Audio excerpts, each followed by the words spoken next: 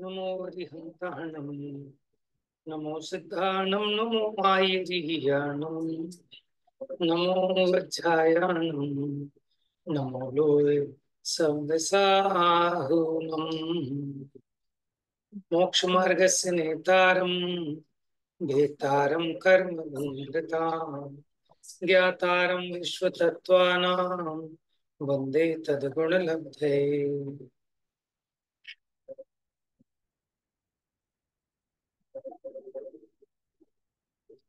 आज हम 9वें अध्याय के रिवीजन देखते हैं। 9वां अध्याय था संवर और निर्जरा का। तो सबसे पहला सूत्र था आश्रव निरोध संवर, यानी आश्रव का निरोध, उसका नाम है संवर।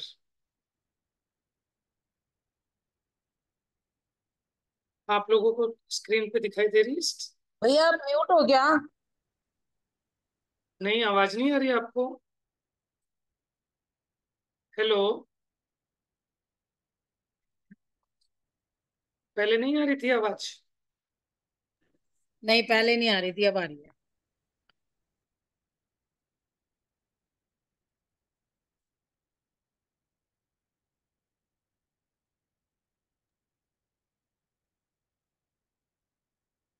हाँ जी, देखिए पहला सूत्र है आश्रव निरोध संवर, यानी आश्रव का निरोध, उसका नाम संवर है।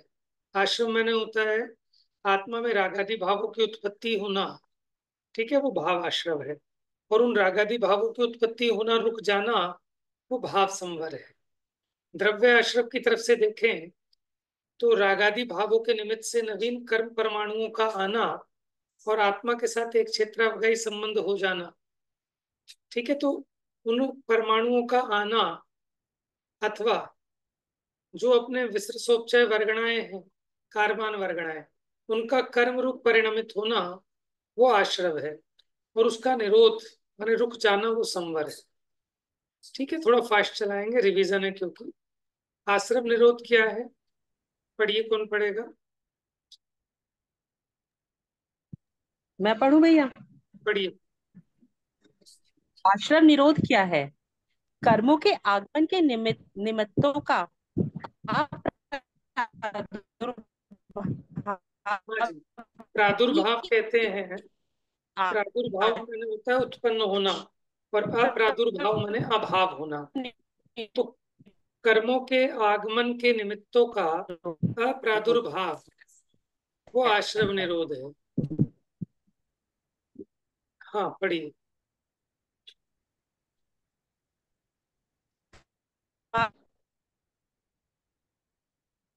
नेट स्टेबल नहीं है,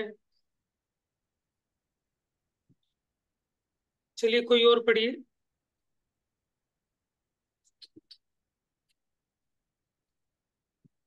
हम पढ़े भैया?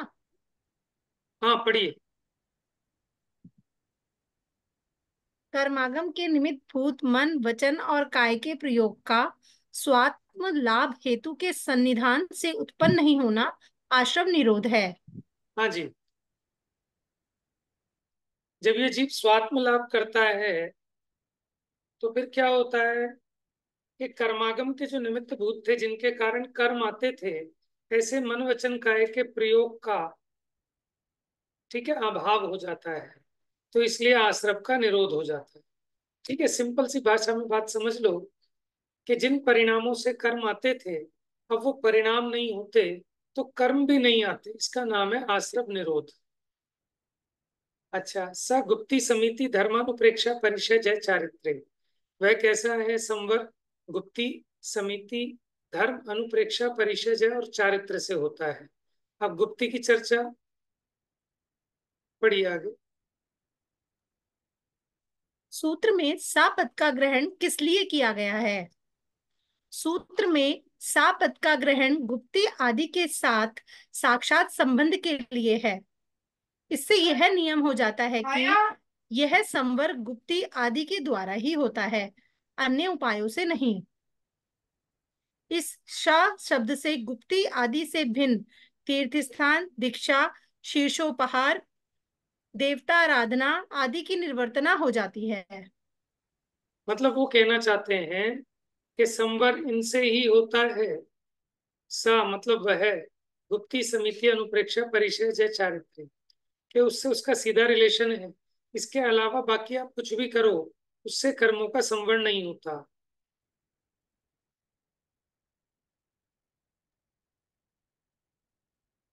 हाँ जी। प्रश्न, यह सूत्र किस लिए कहा गया है? उत्तर, आश्रम निरोध को संवर कहा है। वहां यह नहीं जाना गया कि आत्मलाभ के कारणों का सन्निधान होने पर आते हुए कर्मों का निरोध किसके द्वारा किया जाता है। यहाँ यह बताना चाहिए कि इससे आश्रव का निरोध होता है। अतः आश्रव निरोध के कारणों को कहने के लिए यह सूत्र कहा गया है। गुप्ती, जिसके बल से संसार के कारणों से आत्मा का गोपन अर्थात रक्षा होता है, वह गुप्ती है। समिति, प्राणी पीड़ा का परिहार करने के लिए सम्यक प्रकार से प्रवृत्ति करना समिति है। धर्म, जो ईस्ट स्थान में धरता है वह धर्म है। अनुप्रेक्षा, शरीर आदि के स्वभाव का बार बार चिंतन करना अनुप्रेक्षा है। परिशह जय, क्षुधा आदि वेदना के होने पर कर्मों की निर्जरा करने के लिए उसे सह लेना परिशह है, और परिशहों को जीतना परिशह जय है। चारित्र, जिससे हित की प्राप्ति करते हैं और अहित का परिहार करते हैं, उसे चारित्र कहते हैं। हाँ जी। गुप्ती, गुप्ती का मतलब होता है छुप जाना। ठीक है, गुप्ती का मतलब है गोपन, रक्षा। तो जिसके बल से संसार के कारणों से आत्मा का गोपन होता है वह गुप्ती है। देखो, इसमें प्रवृत्ति का अभाव होता है, स्वरूप में लीनता होती है, कि जिसके कारण कर्मों का संवर होता है। समिति से कैसे होता है संवर? कि प्राणी पीड़ा का परिहार करने के लिए जो सम्यक प्रकार से प्रवृत्ति होती है, माने जीवों की दया पालते हुए यत्नाचार पूर्वक प्रवृत्ति, उससे भी कर्मों का संवर होता है। अगर यत्नाचार प्रवृत्ति ना करे तो कर्मों का आश्रय होता है। धर्म, जो उत्तम स्थान में धरे वो धर्म, शरीर काय इनका संसार के स्वरूप का बार बार चिंतन करना अनुप्रेक्षा है। परिचय माने मुनिराज के जीवन में क्षुधा शीत उष्ण आदि की जो सहज बाधाएं आती है प्राकृतिक, ठीक है, वो सब परिचय है। और उन परिचय को समता भाव से सह लेना, जीत लेना, ये परिचय है। इससे भी कर्मों का संवर होता है। चारित्र हित की प्राप्ति और अहित का परिहार करते हैं। वैसे तो स्वरूप लीनता कोई चारित्र कहते हैं। अब पढ़िए आगे। प्रश्न, गुप्ती का पालन करने से क्या लाभ है? जो राजा कोट खाई और योद्धाओं से अत्यंत सुरक्षित है, उसको अत्यंत बलवान समस्त शत्रु भी घर से बाहर नहीं ले जा सकते। उसी प्रकार जो मुनि इन गुप्तियों से अत्यंत सुरक्षित है, उनकी आत्मा में कर्म रूप समस्त शत्रु कभी किसी प्रकार का विकार उत्पन्न नहीं कर सकते हैं। जिस प्रकार युद्ध में कवच पहनने वाला योद्धा बाणों से घायल नहीं होता, उसी प्रकार तीन गुप्ती सहित योगी असंयमादिक बाणों से कभी चलायमान नहीं हो सकता है। प्रश्न, समिति का पालन करने से क्या लाभ है? उत्तर, जिस प्रकार वज्रमय कवच का धारक पुरुष बाणों की लगातार वर्षा से अपराजित रहता है, उसी प्रकार समिति रूपी कवच को धारण करने वाला साधु पाप रूपी बाणों से अजय रहता है। धर्म का पालन करने से क्या लाभ है? धर्म ही इहलोक और परलोक में हितकारी बंधु है। इच्छित भोगों को देने वाले कल्प वृक्ष के समान एवं चिंतित पदार्थों को देने वाला चिंतामणि रत्न धर्म ही है। पर जन्म में जाने के लिए धर्म पाथेय के समान एवं शुभ करने के लिए मित्र के समान है। यह धर्म ही मुक्ति स्त्री के हृदय को अत्यंत प्रिय है। इसलिए मोक्षाभिलाषियों को सदा इसका पालन करते रहना चाहिए। देखिए, अनुप्रेम, ये सब आपको एक एक के कारण सहित बता रहे हैं। ठीक है, कि गुप्ती क्यों, समिति क्यों, धर्म का पालन क्यों, अनुप्रेक्षाओं का चिंतन क्यों करें। पढ़िए। भव्य जीवों का हित करने और परम वैराग्य को बढ़ाने के लिए कही गई हैं। परिशहों को जीतने से क्या लाभ है? अपने चारित्र में अचल रहने वाले जो मुनिराज कर्मों से घोर युद्ध में चारित्र रूपी धनुष पर श्रेष्ठ तप रूपी बाण चढ़ाकर परिचय रूपी महायोद्धाओं को जीत लेते हैं, उनके समस्त कर्म पांचों इंद्रिय रूपी चोरों के साथ साथ अवश्य नष्ट हो जाते हैं और बहुत ही शीघ्र मोक्ष लक्ष्मी के साथ साथ तीनों लोकों की लक्ष्मी उन्हें प्राप्त हो जाती है। चारित्र धारण करने से क्या लाभ है? जो पुरुष समस्त अतिचारों से रहित और चंद्रमा के समान निर्मल ऐसे इस चारित्र को प्रयत्न पूर्वक धारण करते हैं, उन चरम शरीरियों को अवश्य ही मोक्ष की प्राप्ति होती है। और भी जो चतुर मुनि इस चारित्राचार से सुशोभित होते हैं, वे तीनों लोकों के सुखों को भोग कर अनुक्रम से मोक्ष में जा विराजमान होते हैं। प्रश्न, तीर्थ स्नान से संवर मानने में क्या हानि है? यदि तीर्थ स्नान से संवर होता तो निरंतर तीर्थ जल में डूबी रहने वाली मछली आदि के भी मोक्ष अति सुलभ हो जाएगा और रागी द्वेषी मोही जीवों को भी मात्र तीर्थ स्नान से मुक्ति मिल जानी चाहिए, लेकिन ऐसा देखा नहीं जाता। अतः गुप्ती आदि के सिवाय अन्य कारणों से संवर नहीं हो सकता है। तपसा देखिए, निर्ज इस प्रकार ये स्पष्ट हो गया है कि गुप्ती समिति, धर्म अनुप्रेक्षा, परिचय और चारित्र, इनके द्वारा ही संवर संभव है। इसके अलावा कोई समझे कि तीर्थ स्नान करने से, ठीक है ना, या अन्य कोई जो जगत में मानते हैं लोग मुक्ति के कारण, वो सब अयथार्थ है, अन्यथा है। तपसा निर्जरा च। तप से निर्जरा होती है और संवर भी होता है।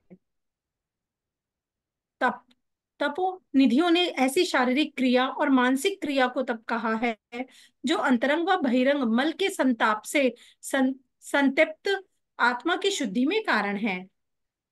ख्याति, पूजा, लाभ आदि की भावना को त्याग कर मुनीश्वरों के द्वारा कर्मों के क्षय के लिए जो तपा जाता है उसे तप कहते हैं। रतनत्रय की प्राप्ति के लिए इच्छा को रोकने का नाम तप है। देखिए, इच्छा निरोध प्रश्न, इच्छा निरोध स्तपा, तो इच्छा का निरोध करना, उसी का नाम तप है। और ये अंतरंग और बहिरंग शुद्धि के लिए तपा जाता है। ये सारी चर्चा अपनी टीका पढ़ते हुए आए थे, प्रश्न भी उठे थे कि क्षमा आदि धर्मों में तो तप कहा जाएगा, आपने अलग से इसको क्यों ग्रहण किया कि निर्जरा का विशेष कारण बताने के लिए? ये संवर का कारण तो है ही, लेकिन ये निर्जरा का भी कारण है, इसलिए इसको अलग से ग्रहण किया। चा शब्द किस लिए ग्रहण किया? कि संवर के निमित्तों को ग्रहण करने के लिए, क्योंकि तप संवर का भी, क्योंकि हमने तपसा निर्जरा चा कहा है, तो तप निर्जरा का भी, और चा माने और, यानी निर्जरा का भी कारण है और संवर का तो है ही। तो यानी तब से क्या होता है कि नवीन कर्मों का आगमन रुक जाता है और जो पुराने बांधे हुए कर्म है उनका भी क्षय होता है। तब संवर और अविपाक निर्जरा का कारण है। अब प्रश्न किया, ये प्रश्न आया था आपकी टीका में, तो तब तो निर्जरा का कारण कैसे हो सकता है? क्योंकि उससे तो कहा कि देवेंद्र आदि के सुख प्राप्त होते हैं, तो वो कहते हैं एक कारण से अनेक कार्य होते हैं। पढ़िए, जैसे जैसे एक ही अग्नि पाक, विलकेदन और भस्म करना आदि अनेक कार्य करती है, वैसे ही तप अभ्युदय का विधान और कर्मों का क्षय करता है, इसमें कोई विरोध नहीं है। जैसे किसान मुख्य रूप से धान्य के लिए खेती करता है, गौण रूप से पलाल घास, तो उसे अनायास प्राप्त हो जाता है, उसी प्रकार मुनिराज की तप क्रिया में प्रधान फल मोक्ष है। अब एक एक को सम्यक बताएंगे। पढ़िए। सम्यक योग निग्रहो गुप्ती, योगों का सम्यक प्रकार से निग्रह करना गुप्ती है। प्रश्न, सूत्र में सम्यक पद क्यों दिया है? उत्तर, सूत्र में दिया गया सम्यक यह विशेषण सत्कार, लोक पंक्ति आदि आकांक्षाओं की निवृत्ति के लिए है। मन वचन काय की स्वच्छंद प्रवृत्ति रोकना निग्रह है। विषय सुख की अभिलाषा के लिए की जाने वाली प्रवृत्ति का निषेध करने के लिए सम्यक विशेषण दिया है। इस सम्यक विशेषण युक्त संक्लेश को नहीं उत्पन्न होने देने रूप योग निग्रह से कायादि योगों का निरोध होने पर तन्निमित्तक कर्म का आश्रव नहीं होता है।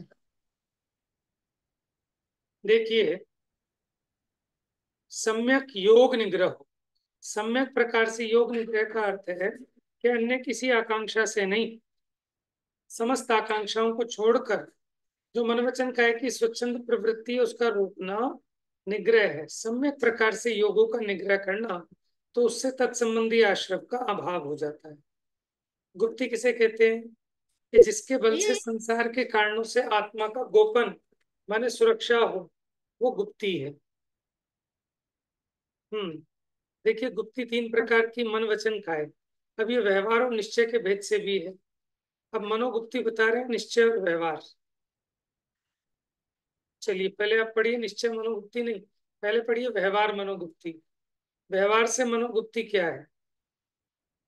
मन को संकल्प विकल्पों और समस्त कषायों से रोककर शीघ्र ही ध्यान अध्ययन आदि क्रियाओं में स्थिर कर देना सर्वोत्तम मनोगुप्ति कहलाती है। देखिए, बुद्धिपूर्वक तो मनोगुप्ति ऐसे ही की जाएगी कि अपने मन को अन्य संकल्प विकल्पों से हटाने के लिए, ठीक है, अध्ययन में, फिर ध्यान आदि क्रियाओं में लगाना। और निश्चय से क्या है? पढ़िए। सकल मोह राग द्वेष के अभाव के कारण अखंड अद्वैत परम चिद्रूप में सम्यक रूप से अवस्थित रहना ही निश्चय मनोगुप्ति है। माने आप इसमें ऐसा भी देखेंगे, ये साधन है, ये साध्य है, ठीक है, ये कारण है। क्योंकि अगर ये काम करना है आपने, तो बुद्धिपूर्वक आपको अपना विकल्प संकल्प विकल्पों से हटाकर, ठीक है, तत्व विचार में, ध्यान में, अध्ययन में लगाना पड़ेगा। चलिए, अभी इसको छोड़ते हैं, आगे बढ़िए। निश्चय वचन गुप्ति और व्यवहार। पहले व्यवहार वचन गुप्ति बताइए।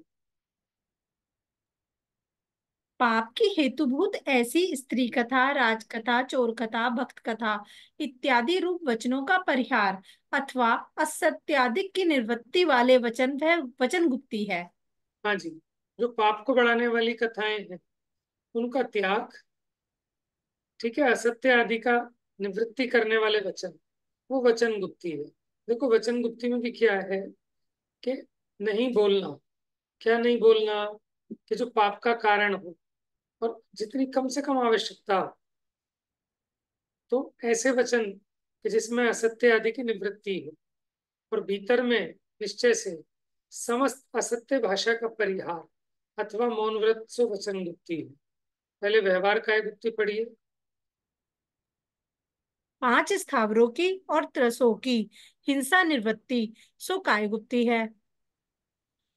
निश्चय कायगुप्ती स्थिर किया है शरीर जिसने, और परिचय आ जाने पर भी अपने पर्यंक आसन से ही स्थिर रहे किंतु डिगे नहीं, उस मुनि के ही कायगुप्ती मानी गई है। देखिए, क्योंकि ये निश्चय काय गुप्ती है ना, तो काया से संबंधित है। व्यवहार काय गुप्ती में क्या हुआ कि पांच स्थावर और त्रस आदि की हिंसा से निवृत्ति, तो वो काय गुप्ती व्यवहार से है।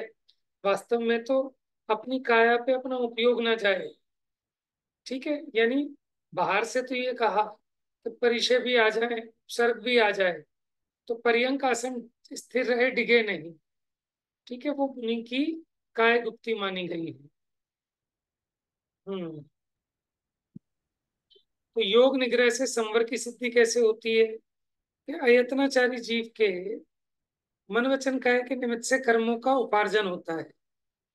अब आश्रव, उन कर्मों का आश्रव जिन्होंने अपने काय योग का निग्रह कर दिया, ऐसे अप्रमत्त गुण स्थानवर्ती सात्विक गुण स्थान वाले संयम मुनिराज के नहीं होता। उसी प्रकार वचन की प्रवृत्ति से जो कर्म आते हैं, अब उनका निरोध कर देने से वो कर्मों का आना रुक जाता है, तो वो संवर है। इसी प्रकार जिसने मन का निग्रह कर दिया, तो राग द्वेष से जो उनको कर्म आते थे, अब वो कर्म नहीं आते। तो इसलिए जो तीनों योगों का निग्रह करने पर संवर की सिद्धि होती है। अब समिति, क्रिया भाषेषणा दान निक्षेपोत्सर्ग समित्य है। तो ये 5 समितियां हैं। हम्म सम्यक प्रकार से प्रवृत्ति करना उसको समिति कहते हैं। प्रमाद को छोड़कर 4 हाथ आगे जमीन देखकर चलना, ये इरिया समिति है। हाँ जी। अब इसमें कुछ खास बात इरिया समिति में ध्यान रखने लायक बात बड़ी बताइए। मार्ग शुद्धि। हरित काय त्रश काय से रहित, धूप सवारी आदि से तपा हुआ, ये ठीक है, मार्ग ऐसे शुद्धि मार्ग पे है। चलना चाहिए कि जहां हरितकाय ना हो, अथवा धूप निकल गई हो, अथवा वहां से पब्लिक आ जा रही हो, तो वो मार्ग शुद्धि होती है। तो इरिया समिति का पालन करने वाले मुनिराज, ठीक है ना, इन कारणों के मिलने पर ही उस मार्ग में गमन करेंगे। जहां कोई आता जाता नहीं है, ऐसे उस मार्ग पे नहीं चलते, प्रासुक मार्ग पे चलते हैं। उद्योत शुद्धि। सूर्य प्रकाश में चलना, अंधेरे कृत्रिम लाइट में नहीं चलना। उपयोग शुद्धि। उपयोग केंद्रित करके चलना, पैरों को सावधानी से उठाकर चलना। हाँ, जिस काम को छदमस्त करता है ना, वहां उपयोग लगाना पड़ता है, नहीं तो यत्नाचार रूप नहीं होती। आलंबन शुद्धि। बिना प्रयोजन विहार नहीं करना, गुरु वंदना, तीर्थ वंदना आदि के निमित्त से चलना। मैंने ऐसे ही नहीं हांडना, कोई आपका प्रयोजन होना चाहिए चलने का, गुरु की वंदना के लिए, तीर्थ की वंदना के लिए। अब भाषा समिति। आगम के अनुसार हितमुख प्रिय वचन बोलने को भाषा समिति कहते हैं। एषणा समिति।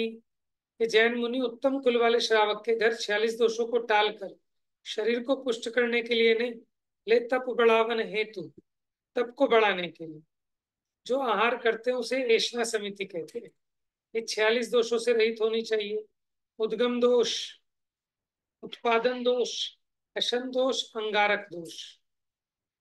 देखो, दाता की तरफ से लगने वाले दोष उद्गम दोष है, पात्र की तरफ से लगने वाले दोष उत्पादन दोष है, अशन दोष भोजन सामग्री से संबंधित है, और अंगारक दोष आसक्ति से भोजन करना, यह अंगारक दोष है। आदान यानी उठाना, निक्षेपण माने रखना। तो शुद्धि के उपकरण देखकर उठाना, देखकर रखना। शुद्धि का उपकरण कमंडल, ज्ञान का शास्त्र, संयम का मयूर पिच्छी। प्रतिष्ठापन माने जीव जंतुओं को बचाकर मलमूत्र कफ आदि को छोड़ना, प्रतिष्ठापन समिति। पढ़ी।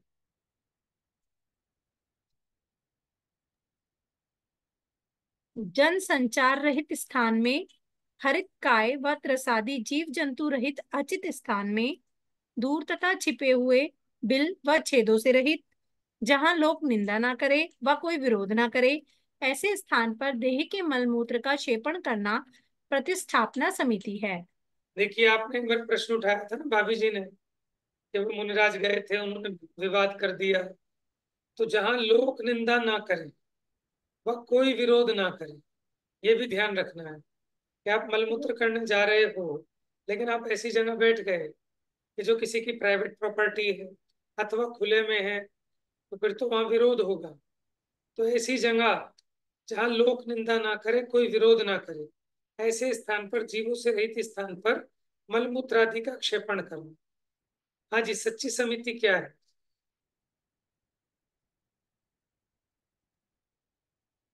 रक्षा के हेतु ही समिति नहीं है।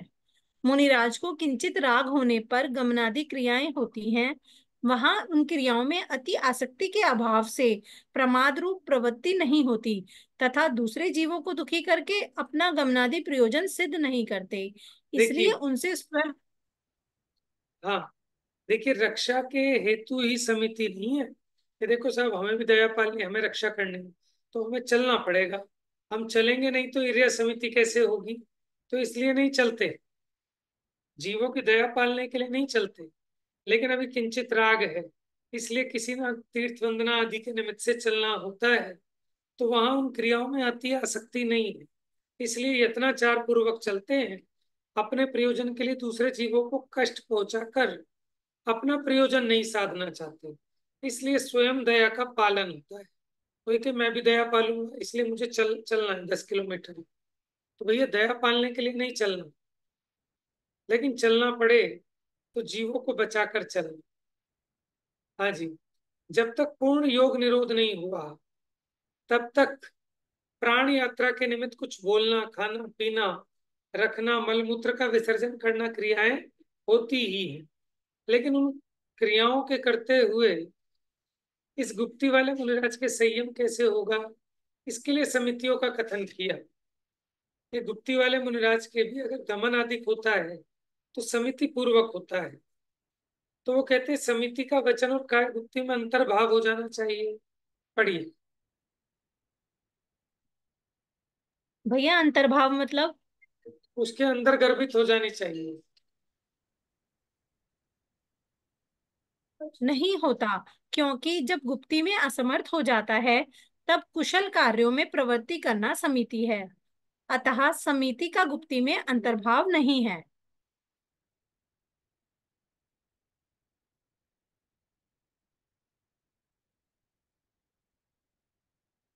भैया म्यूट है आप।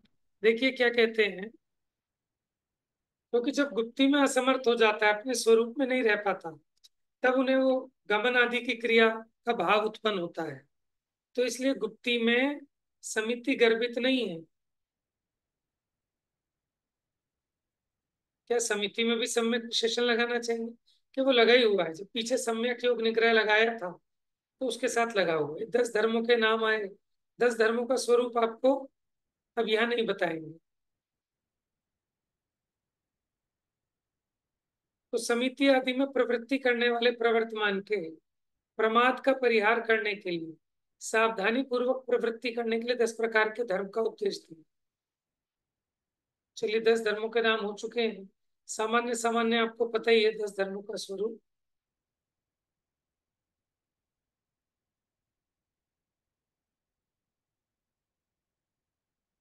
अनुप्रेक्षा पढ़ी।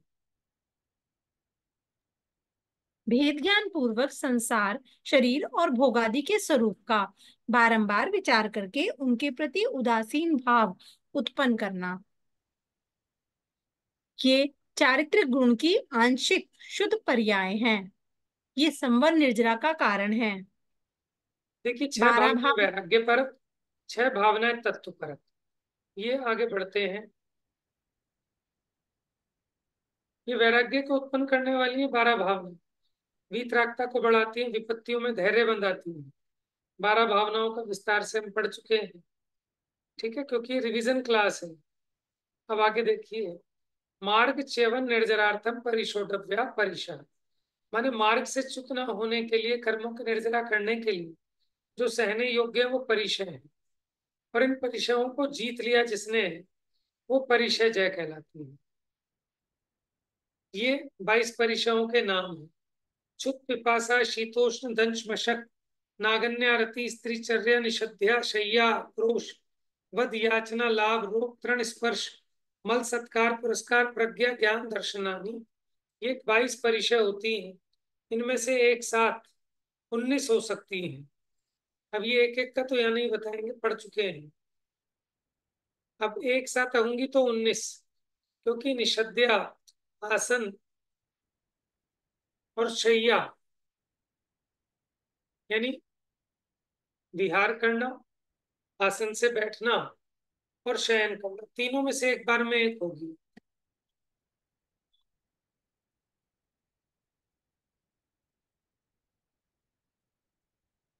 निषद्या हो गई, शैया हो गई, और चर्या, सॉरी, चर्या माने विहार, निषद्या माने आसन, शैया माने लेटना। इन तीनों में से एक होगी तो 2 कम हो गई, 20 रह गई। शीत और उष्ण में से एक हो सकती है एक बार में, इसलिए एक और कम कर दो, 19 रह गई।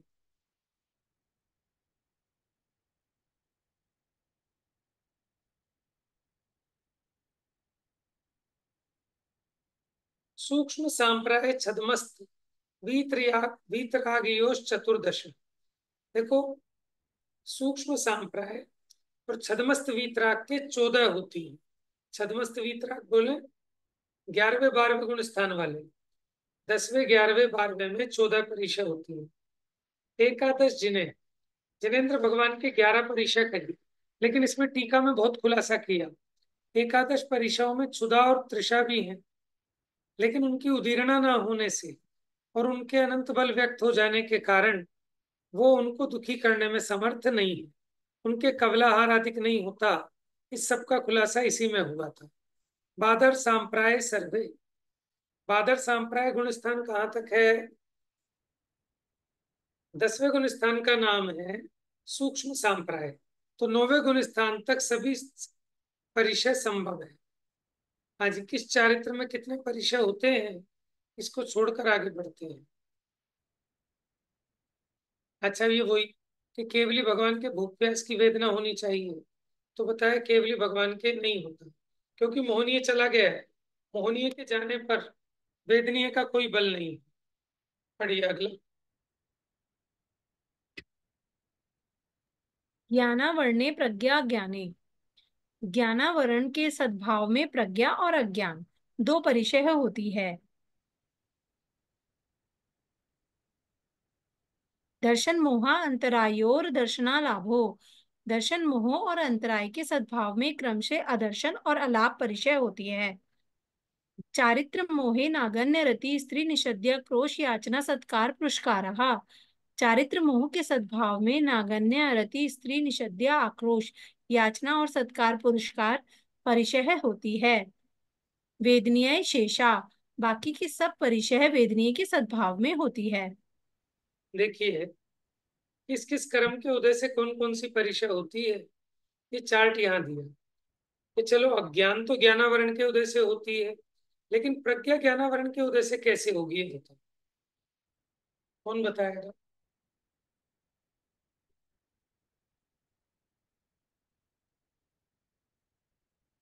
भैया प्रज्ञा ज्ञानावरण के क्षय से होगी ना,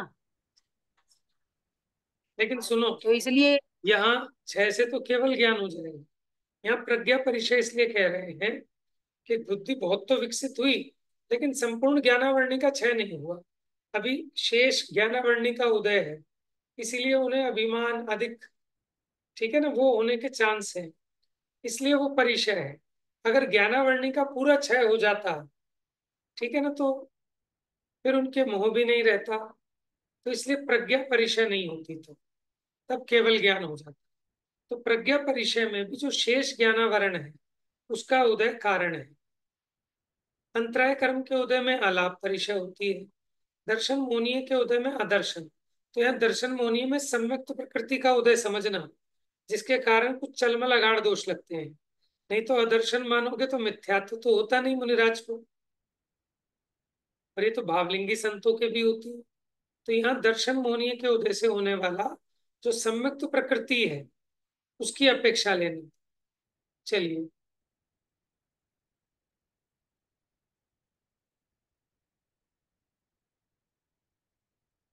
देखिए प्रज्ञा परिचय का अर्थ है कि ज्ञान का घमंड होने के कारण मिले, लेकिन फिर भी ज्ञान का मद ना हो, ये परिचय है। समझ में आया? जैसे आपको गुस्सा करने का कारण मिले और फिर भी आप गुस्सा ना करें, तो आप परिचय जयी हो गए। समझ में आया? ऐसे ही आपको लोभ करने का कारण मिले और आप लोभ ना करें, तो ये परिचय जयीपना हो गया। तो ऐसी प्रज्ञा परिचय क्या कहा कि आपको इतनी बुद्धि है कि आपको मद होने का अवकाश है, कि आप मद कर सकते हैं, लेकिन फिर भी मद नहीं होने देना स्वयं को। ये प्रज्ञा परिचय जय है। ठीक है, और ये मद होने के चांसेस क्यों रहते हैं? क्योंकि अभी पूर्ण ज्ञान नहीं हुआ। अपूर्ण ज्ञान वाले की हो सकते हैं। अगर केवल ज्ञान हो जाता तो फिर मद वद के लिए कोई अवकाश ही नहीं था। एकादेव भाज्य युगपदे कस्मिन में कौन विंशते। यानी एक को भाजित करने पर युगपत एक जीव में 19 तक परिचय हो सकती है, 1 से लेकर 19। एक एक कैसे? शीत उष्ण में से एक, शय्या चर्या निषद्या में से एक, और बाकी 17। ठीक है, इस तरह हमारी रिवीजन पूरी हुई। अभी पूरी नहीं हुई, ये अभी कुछ सूत्र और हैं, वो सूत्र कल ले लेंगे तो कल पूरी हो जाएगी। चलो अच्छा, इस बहाने थोड़ा सा रिवाइज हो जाएगा, पक्का हो जाएगा। 17 सूत्र हो गए हैं। इससे आगे कल देखें। जा वाणी के ज्ञान से सूझे लो कालो, सो वाणी मस्तक नमो सदा देत हूँ धो।